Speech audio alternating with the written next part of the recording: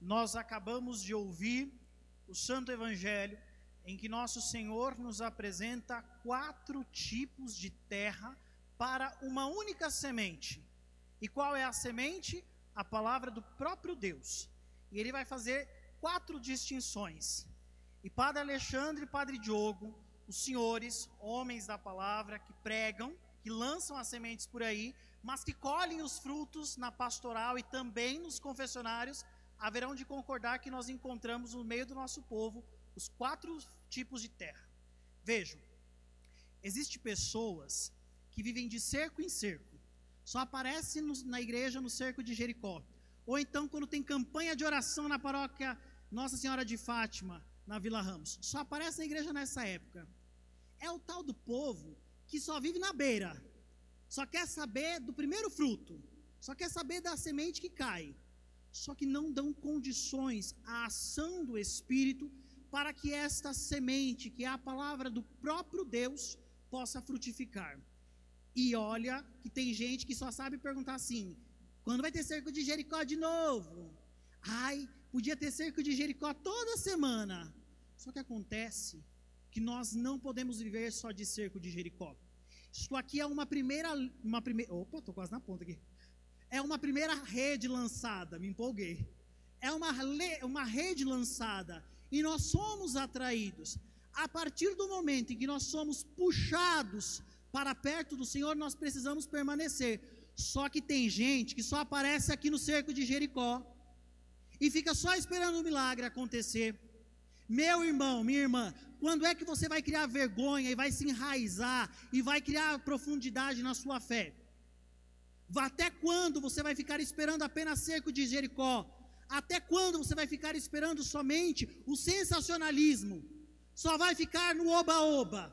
É importante isso aqui que nós estamos fazendo, mas muito mais importante é a oração cotidiana, todos os dias, ou então pelo menos todos os domingos, como a igreja nos pede.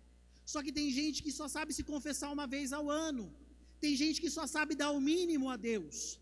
É este povo da terra rasa, que fica no meio da estrada, que logo passa o vento e leva, dispersa. Acabou o cerco de Jericó, na hora que apagam-se as luzes, só vai aparecer daqui a 1 ano. Não dá para viver assim.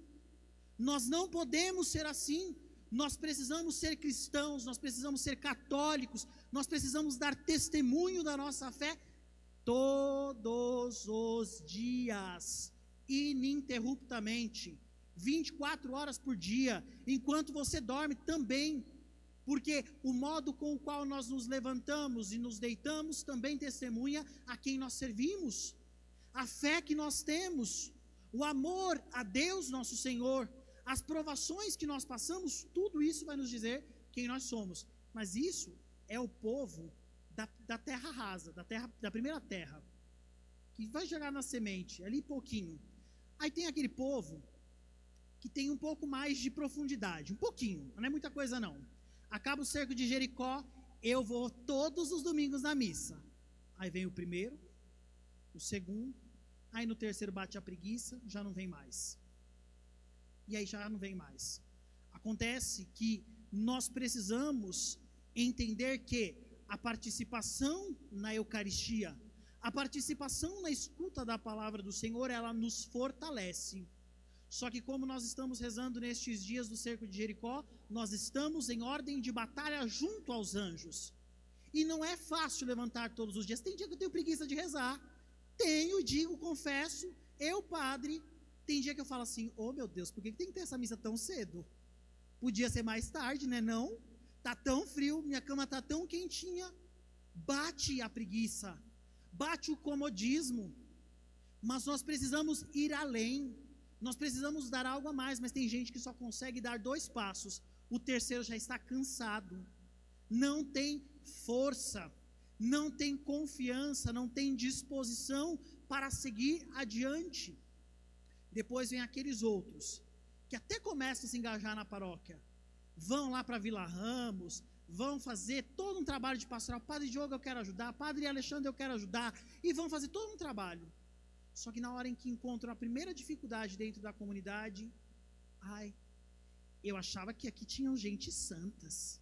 Aqui eu pensava que as pessoas eram diferentes. E logo elas vão se dispersando e desistem da fé.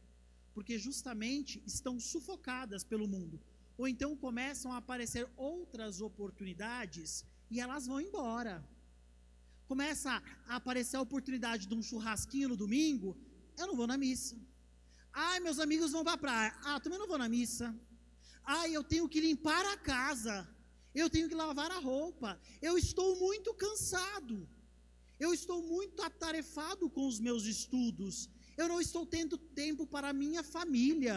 E começam a colocar vários elementos na frente da catolicidade. Vão colocando vários elementos e vão sendo sufocados. A palavra diz, são aqueles que as preocupações do mundo vão os sufocando. Eles vão perdendo o fôlego, porque é tanta coisa, é tanta preocupação, são tantas relações sociais, tantos compromissos, tantos passeios, que a pessoa vai perdendo a força de dizer, eu quero ir à missa, eu sou católico, eu preciso ouvir a palavra de Deus. E aí, por fim, são aqueles que dão os frutos. E aí aqui, nós também vemos muitas pessoas que chegaram na paróquia numa primeira lançagem de redes, vieram por conta do cerco de Jericó, quando o calo apertou, quando a dificuldade bateu, e veio para a igreja, escutou a voz do Senhor, deixou que a terra do seu coração pudesse frutificar, e permaneceu.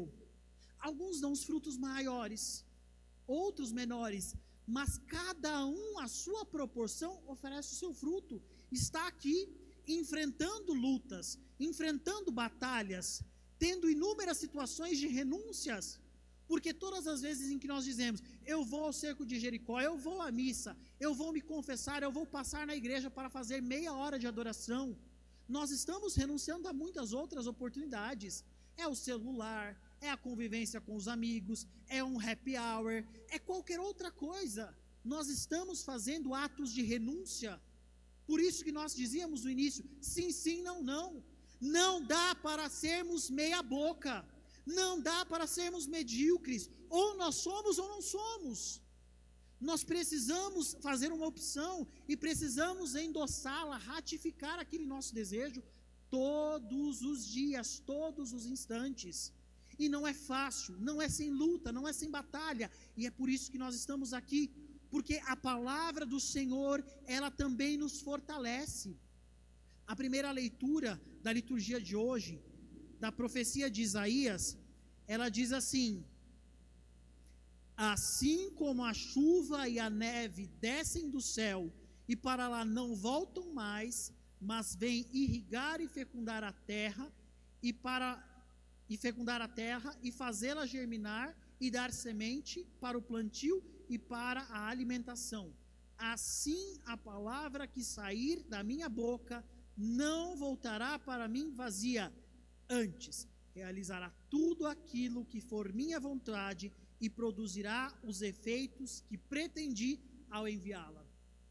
Deus nosso Senhor está dizendo mais ou menos o seguinte: a palavra de sua boca, Adabar, a palavra do próprio Deus, ela tem um fruto para ser produzido, ela vai, enquanto não produzir o fruto ela não volta.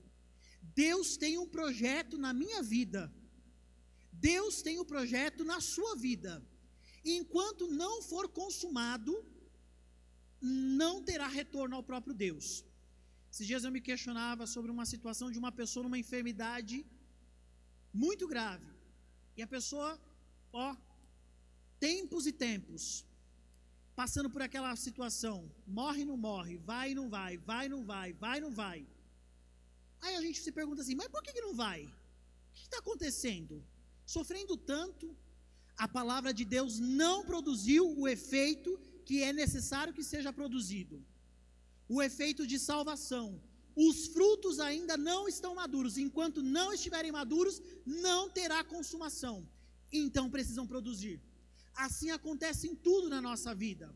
Às vezes no seminário, os seminaristas falam assim: mas eu já estou pronto para ser padre, ou estou pronto para os votos perpétuos. No seu conceito, mas e no conceito da igreja? Cadê os frutos espirituais? Assim também tem gente na paróquia: eu posso cantar, eu posso ler, eu posso ajudar, eu quero ser professor na escola Bento XVI, no colégio. Cadê os frutos? Porque a árvore se conhece pelos frutos, porque nós precisamos ver os testemunhos de piedade, e não é meramente aparente, porque a dissimulação e a falsidade da piedade é uma coisa que é vergonhosa. Na hora que você bate o olho, você fala assim: mais falso que a nota de R$200, porque está cada vez mais falsa a nota de R$200, está cada vez mais falsa. Você olha e você reconhece que tem alguma coisa errada. Não dá para dissimular aquilo que não se tem, porque os frutos, eles vêm daqui, de dentro, eles brotam do coração, e eles começam a aparecer na nossa vida. Não adianta usar uma camiseta do santo, um crucifixo do tamanho do mundo, não adianta para nós usarmos batina o dia inteiro, se não houverem frutos de conversão interior, estes frutos que brotam daqui, de dentro. E estes frutos são frutos de muita batalha, de muitas lutas. E aí a segunda leitura dessa liturgia, ela nos coloca justamente neste plano. A segunda leitura da carta de São Paulo aos Romanos, elas falam, o capítulo 8, de modo geral, do livro dos Romanos, ele vai falar um pouco a respeito da certeza da salvação. Um pouco desta convicção que nós precisamos ter em relação à salvação. Deus nosso Senhor desceu do céu, se encarnou no seio de Maria Santíssima, se fez homem, morreu pelos nossos pecados para a nossa salvação. É uma certeza. Só que o apóstolo está consolando a comunidade diante das muitas lutas, das muitas situações, para que a comunidade pudesse olhar com mais esperança para frente. E ele vai falar que toda a humanidade está esperando a manifestação da salvação do Senhor.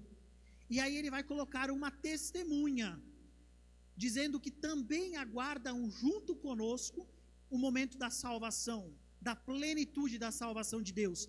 E qual é a grande testemunha que ele vai colocar? Ele vai dizer: a natureza, toda a criação também está esperando para ver os frutos desta salvação. Toda a criação anseia pela libertação da corrupção do pecado. A corrupção do pecado cometido por Adão e Eva acarretaram uma avalanche sequente, uma atrás da outra, que chega até nós, de pecados, de situações difíceis. E também toda a criação anseia o momento de ser reorganizada todas as coisas. E dentro do conceito criação está também o conceito dos anjos. A hierarquia celestial, toda ela também aguarda a manifestação da glória do Senhor nosso Deus e o dia da salvação. Não há pessoa mais empenhada, depois de Maria Santíssima, não há pessoa mais empenhada em nossa salvação do que os nossos anjos da guarda. Eles anseiam pela nossa salvação e trabalham e nos preservam e nos protegem e nos conduzem ao conhecimento de Deus, para que nós possamos alcançar salvação. Os nossos anjos da guarda estão ansiosos por este momento. Toda a criação aguarda ansiosamente o momento da nossa salvação. Mas esta esperança, este aguardamento, não sei nem se existe essa palavra, este momento em que nós estamos aguardando a chegada da manifestação plena da salvação de Deus, não pode ser de braços cruzados. Precisa ser em atividade, em ordem de batalha. Nós estamos laboreando, nós estamos trabalhando. A terra, se você somente lança as sementes, ela pode ser sufocada com os espinhos. É por isso que nós precisamos dar uma confissão, dar uma limpada. Nós precisamos tirar tudo aquilo que impede de vivermos a experiência deste contato mais íntimo, deste contato mais próximo com o Senhor. Nós precisamos estar atentos aos sinais visíveis, aos sinais sensíveis, concretos e objetivos daquilo que Deus espera em nós. E dentro deste desejo de salvação, desta nossa ânsia que devemos ter pelo encontro com o Senhor, eu gostaria de elencar 4 grandes fontes de batalha para o nosso dia a dia, para que nós possamos abrir os olhos diante do mundo, diante do cenário que está à nossa volta, para que nós possamos nos preocupar, mas para que esta preocupação seja uma preocupação confiante. Ou seja, estamos preocupados, vamos trabalhar, mas nós estamos confiando no cuidado e no auxílio de Deus, nosso Senhor. Primeiro ponto: a batalha contra as famílias. Nós sabemos a que pé anda a nossa sociedade. Nós sabemos a que pé andam as ideologias presentes nas escolas, nas mídias, nas redes sociais, nas músicas, nas publicidades, nos produtos em que nós compramos, nos comércios em que nós entramos. Nós vemos nitidamente: os filhos das trevas não têm mais vergonha de dizer quem eles são, de dizer a quem eles servem. E enquanto isso, nós católicos temos vergonha de educar nossos filhos e de dizer o que é correto e de dizer o que é certo. E aí eu digo aos senhores pais: a quem muito foi dado, muito será cobrado. A tua negligência na educação dos filhos te será cobrada, sim, senhora, sim, senhor. Todas as vezes em que você silenciou por conta da escolinha do teu filho que mandou coisa errada, por todas as vezes em que você permitiu que dentro da tua casa entrassem amizades que não conduziram o teu filho a um bom caminho, todas as vezes em que você fingiu ser cego, surdo, mudo, diante daquilo que estava acontecendo debaixo dos seus olhos, e você não denunciou o erro por conta do teu filho que é birrento, desde a mais tenra idade, serão cobrados. Isso aqui não é para pôr medo na cabeça de ninguém, mas para tomarmos consciência. Nós, padres, seremos cobrados da verdade que não for pregada, da correção que não for feita, seremos cobrados. Então nós precisamos nos ater às nossas famílias, aquilo que tem entrado de modo ostensivo, na base da porrada, mas também aquilo que entra de modo sorrateiro. O celular do seu filho tem dado uma olhada? As tarefas dos seus filhos das escolas têm dado uma olhada? Com quem ele interage nas redes sociais, o que ele anda seguindo, o que ele anda curtindo, o que ele anda compartilhando? Dá uma olhada, senta e conversa, explica, ensina, admoesta. Precisamos fazer a nossa parte, porque isso nos será cobrado. E há uma luta contra a família, e nós não podemos deitar, nós não podemos dormir, nós precisamos sim batalhar pelas nossas famílias. Eu acredito na minha família, ela é um tesouro para mim, e eu preciso fazer a minha parte. Seja essa minha parte, pouco ou muito, uma parte dolorosa, seja na base da oração, seja na base da correção, seja na base da briga, falando duro, mas precisa ser dito. Nós precisamos ensinar os nossos filhos os limites das coisas. Eu lembro que quando minha mãe me chamava a atenção, ela falava assim: Ricardo, vem aqui no quarto, preciso falar com você. Aí batia até um frio na barriga, falava: o que eu aprontei? Aí ela sentava numa cama, eu sentava na outra, e ela me perguntava: aconteceu alguma coisa? Não, mãe. Mentiroso, né? Aí ela falava assim: tem certeza? Aquela pergunta, tem certeza, era uma espada que entrava assim e fazia divisão. Tenho que dizer. E aí eu dizia. Só que antes de dizer eu já chorava. Vocês sabem que eu choro mesmo? Já chorava logo. Mas aquela palavra da minha mãe, tem certeza, me colocava diante da minha consciência, e eu precisava dizer o que era real e o que não era. E ali eu dizia: mãe, aconteceu tal e tal coisa, assim, assim, assado. Nós precisamos ter coragem de confrontar os nossos filhos, chegar e, de modo muito sutil, dizer: está tudo bem na escola? Está tudo bem no seu emprego? Está tudo bem nas suas amizades? E eles vão dizer que sim. Aí você pergunta: está tudo bem mesmo? com aquela olhada assim, que entra na alma, e aí perguntar, tá tudo certo mesmo? Eu tenho certeza que vai desmontar o argumento da mentira. Porque diante da verdade nós não podemos mentir. Depois dessa grande batalha que já vem sendo enfrentada contra as famílias, há muito tempo, segunda grande batalha, que inclusive os anjos da guarda, eles se levantam e vêm a nosso favor, é a batalha contra a Santa Igreja Católica. Quem já teve a oportunidade de ir a Roma, sabe que a Basílica de São Pedro está de um lado da cidade. Roma tem vários canais, vários rios, e a cada ano, sempre nos anos jubilares, nos anos de fé, de propagação da fé, os papas mandavam construir pontes, para que estas pontes servissem de caminho para que os penitentes, para que os peregrinos viessem e chegassem mais facilmente até a Basílica de São Pedro e lá pudessem rezar. Isso durante o tempo em que a cristandade tinha uma força tamanha. Os papas mandavam, se construíam as pontes.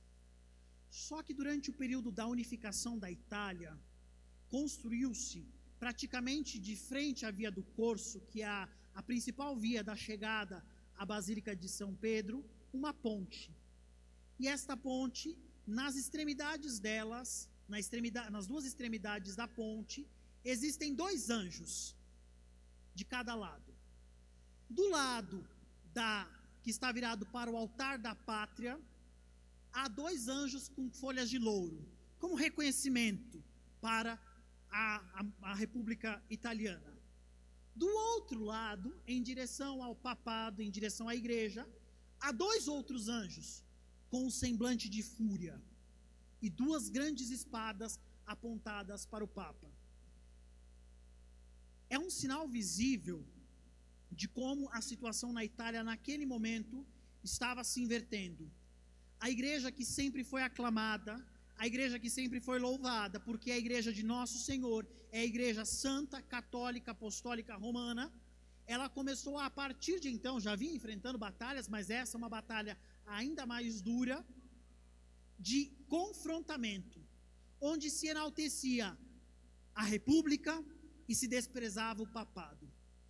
Quantas vezes dentro do nosso trabalho, dentro das nossas redes sociais, nós recebemos mensagens, nós vemos videozinhos, piadas, ridicularização com a Santa Igreja Católica, do Papa, das coisas mais sagradas que existem. Há uma luta contra a Igreja Católica, e esta luta contra a Igreja Católica, esta batalha que se levanta no mundo, em todo o orbe da terra, é contra Nosso Senhor. Mas como a instituição deixada por Nosso Senhor na terra, para ser sua legítima representante, é a igreja, o mundo se levanta contra a igreja. As espadas, a fúria se levanta contra a igreja. E em contrapartida para o mundo, folhas de louro. Nós estamos vendo isso cada vez mais presente. A forma como se enaltecem os ídolos da pátria. Como se conta a história do nosso país, dizendo como se o tempo da monarquia foi um período péssimo para o nosso povo, como se a igreja tivesse sido a destruidora da nossa nação. Se não fosse a igreja católica neste país, se não fosse a igreja dar essa terra o nome de terra de Veracruz, nós não teríamos a catolicidade. Isso aqui seria uma devassidão ainda maior. Isso aqui estaria cada vez pior, seria um brejo.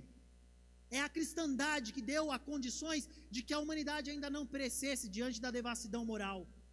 É a igreja quem sustenta toda a humanidade. Mas os inimigos da igreja se levantam. E nós precisamos entrar em ordem de batalha. E nós precisamos defender e dizer: eu acredito na igreja, eu acredito no Papa, ele é o sucessor de Pedro, ele é o vigário de Cristo. E defender a sua paróquia, e defender a sua diocese, o seu bispo, o seu pároco. Tem defeito, Padre Alexandre? Tem. Padre Diogo tem defeito? Eu tenho um monte. Mas nós precisamos defender os nossos padres, porque eles, com as suas misérias, trazem a nós aquilo que ninguém poderá trazer: a Eucaristia. E o terceiro ponto da nossa defesa, a Eucaristia. Quantas pessoas que não comungam com piedade, aproximam-se da Eucaristia como se fosse um pedaço de pão qualquer, um pedaço de bife que se distribui por aí. Este é o pão dos anjos, dado para o alimento espiritual dos filhos. É para os batizados, é para aqueles que estão buscando santidade. Não é o pão dos perfeitos, é o pão dos imperfeitos, que se reconhecem miseráveis, mas que buscam no Senhor a sua fortaleza. Nós precisamos dobrar os nossos joelhos. É uma vergonha a nossa cidade, com o tamanho que ela tem, o tanto de pessoas que aqui residem, a igreja abandonada, com o Santíssimo Sacramento sozinho no altar. Será que você não tem 10 minutos do seu tempo para passar e rezar? Ou você só vem no cerco de Jericó, só quer tocar em Jesus? E o joelho dobrado, onde fica? Toma vergonha! Será que o seu dia é tão agitado? Será que você tem tantas preocupações assim? Ou você não quer ajoelhar o seu joelho? Ou você não quer se dobrar diante do Senhor? Há uma luta sim, e essa luta é no seio da igreja. Os católicos que não reconhecem na Eucaristia o pão da verdade, o próprio Deus que nos alimenta. Até quando?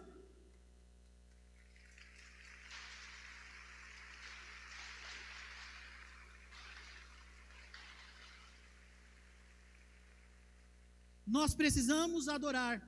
Diz Santo Agostinho, o pão que nós comungamos, antes nós o adoramos. É por isso que no momento da consagração todo mundo se ajoelha para adorar o Senhor, antes de comungar.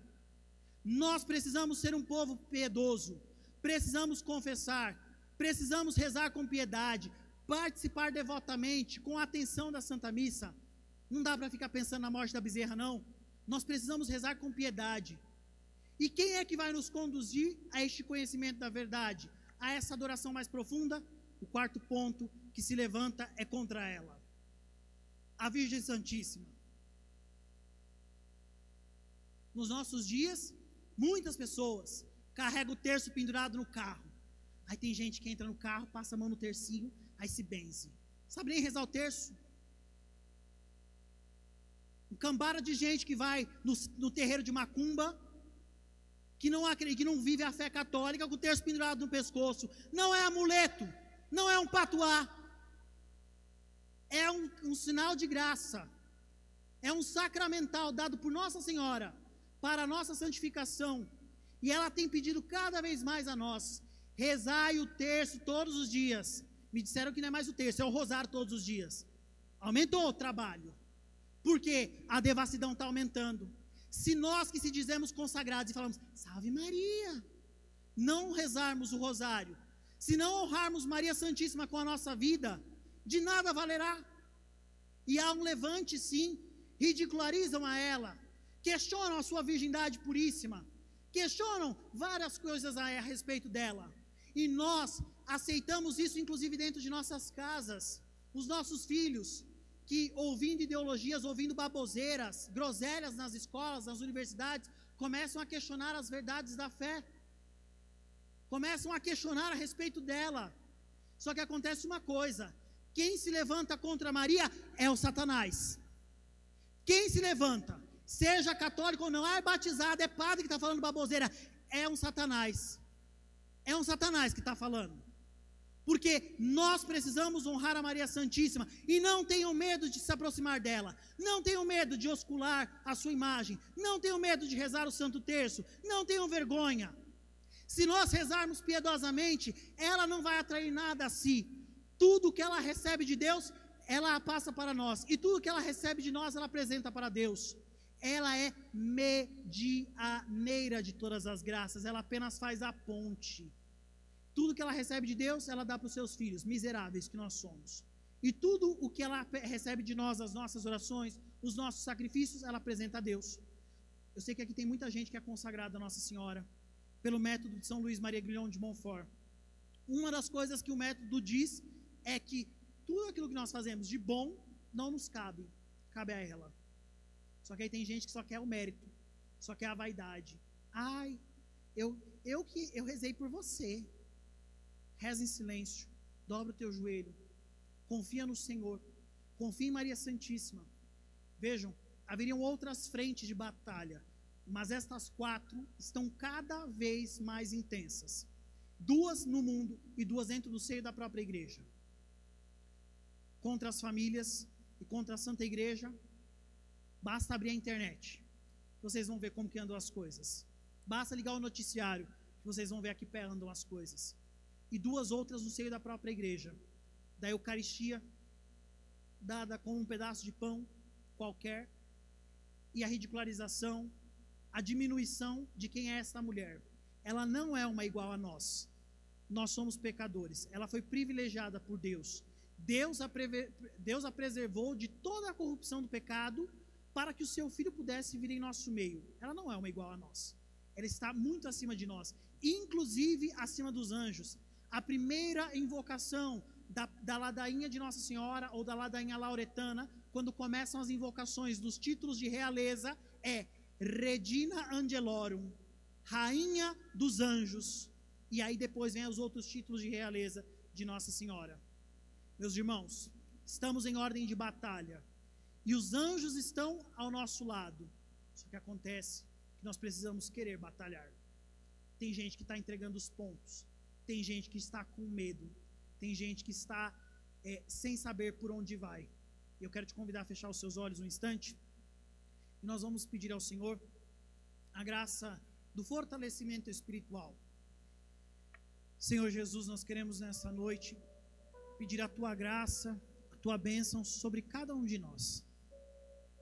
Favorece-nos, Senhor, com o auxílio dos Teus santos anjos, para que nós possamos enfrentar as muitas batalhas de nossas vidas, para que nós possamos, na Tua presença, Senhor, dobrar os nossos joelhos, reconhecer que sois o Deus conosco, o Deus que nos alimenta no pão eucarístico, o Deus que está escondido sobre o véu do sacramento. Nós queremos te confiar, Senhor, todas as nossas angústias, todas as nossas dificuldades, de testemunharmos a nossa fé, de vivermos como cristãos.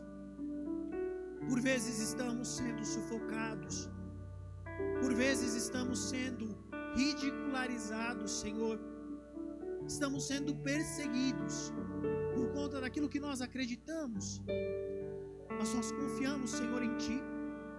Nós confiamos que o Senhor está conosco, o Senhor batalha ao nosso lado e nós não seremos desamparados.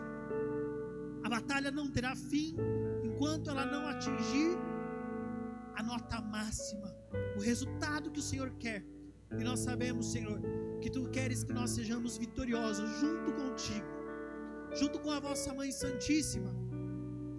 Dá condições, Senhor, dentro dos nossos lares, para que nossas famílias sejam santas, para que os casamentos sejam fortalecidos, para que os pais tenham a sabedoria e o discernimento para a educação dos seus filhos. Nós te pedimos, Senhor, afugenta para longe de nossas famílias as ideologias perversas que as circundam. Afugenta para longe de nós, Senhor, toda a falta de credulidade na Tua Santa Igreja. Fortalece os Teus ministros, para que sejam homens santos, a conduzir o Teu povo à santidade. Faz-nos, Senhor, um povo adorador, um povo mariano. Estabelece em nosso meio, pelo reinado de Maria, o vosso reinado, Senhor. Estabelece em nossas casas, em nossas paróquias, em nossos colégios, em nossa cidade, o Teu reinado, Senhor. Sejas Tu, Senhor, o centro de nossas vidas. Dá-nos condições, Pai, que a palavra pregada, que a semente lançada frutifique de modo abundante, de modo pleno, como é o Teu desejo, Senhor.